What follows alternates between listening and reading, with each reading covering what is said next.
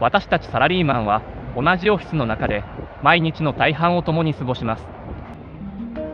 やりがい、働きがいという洗脳のもとに日々搾取されていく中で、人間性の違いによりさまざまな軋轢が生まれます。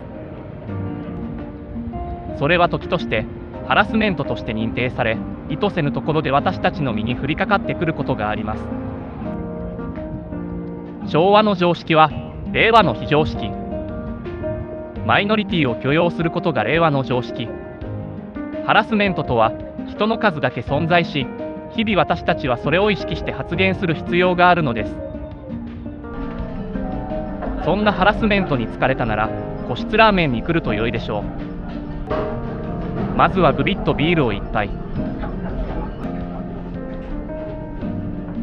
セパレートされたパーソナルスペースはハラスメントとは無縁の空間です。酔いに任せてセクハラすることだってありません。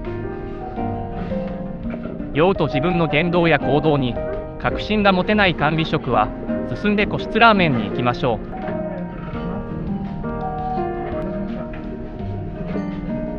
ラーメンは顔を合わせずに受け取ることができます。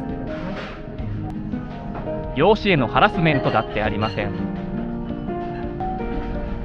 ラーメンの白いスープにホワイト企業という言葉が浮かびます。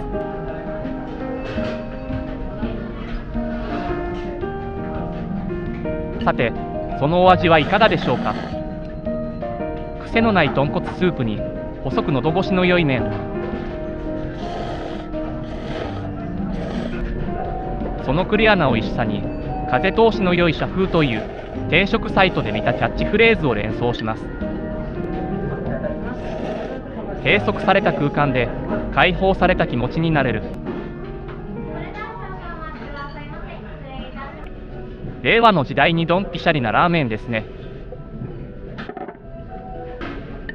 開放的な気分でずるずるとラーメンをすすることには美味しさを通り越した快感があります。ずるずるずるずる。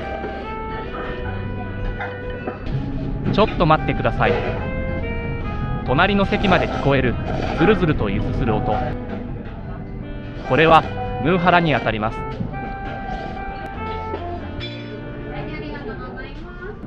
ヌーハラとはヌードルハラスメント。ずるずると音を立ててヌードルを食べることが不快に思う人に対するハラスメントの一つです。このようにハラスメントとはいつ何時指摘を受けるかわからない恐ろしさを秘めています。パルハラ、ヌーハラ、食ハラ。ラーメンをすするだけでハラハラする時代。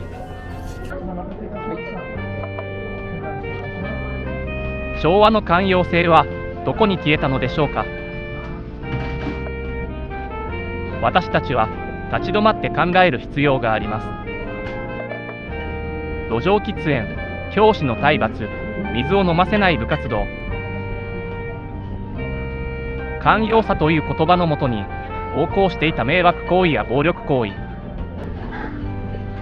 寛容性とはおおらかな気持ちや器の大きさで語られることが多いですが、誰かが小さな我慢をすることで成り立っていたのです。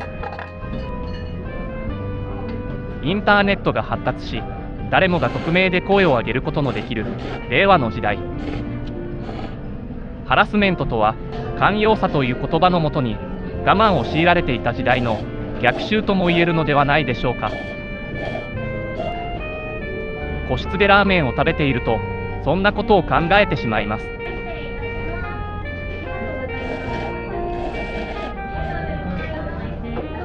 ところで、咀嚼音を楽しむ時代、ヌーハラと ASMR の違いは何でしょうか。それは個人の感想です。不快に思う人がいれば美味しそうという感想を持つ人もいます。多様性の時代においてハラスメントの衝突は避けては通れないのかもしれません。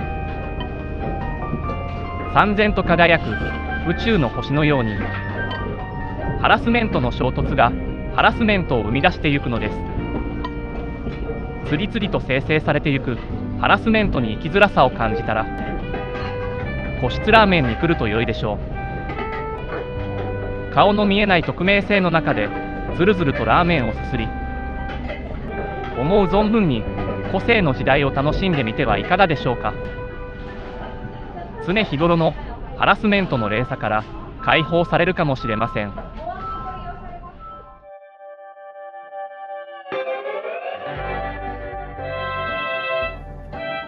こうしてまた私たちは痴漢冤罪に怯えながら満員電車の中で両手を高く掲げ、令和の時代に万歳三唱を唱えるのです。